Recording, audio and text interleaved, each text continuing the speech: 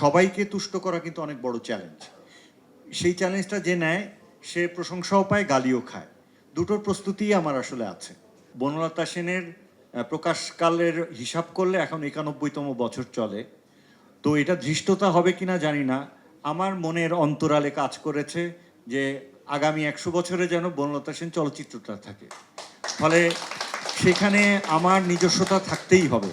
মানে সেটা ভালো লাগতেও পারে, মন্দ লাগতেও পারে, কিন্তু নিজস্বতাকে কম্প্রোমাইজ করা যাবে না সেখানে। মানে আমি বনলতা সেন কাব্যের অনুবাদ করিনি এই চলচ্চিত্রে অন্তত।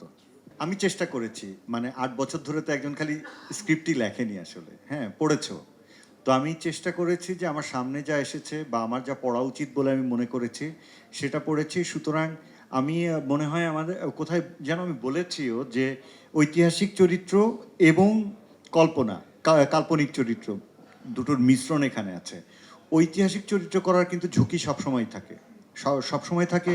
কারণ ইতিহাসকে প্রত্যেকটা মানুষ আলাদা আলাদা চোখে দেখে। কারণ ইতিহাস তো আসলে একদম পুরোপুরি অকাট্যও হয় না। হ্যাঁ, এমন অনেক ধরনের ইন্টারপ্রিটেশন থাকে। ফলে সবাইকে তুষ্ট করা কিন্তু অনেক বড় চ্যালেঞ্জ। সেই চ্যালেঞ্জটা যে নেয় সে প্রশংসাও পায়, গালিও খায়। দুটোর প্রস্তুতিই আমার আসলে আছে।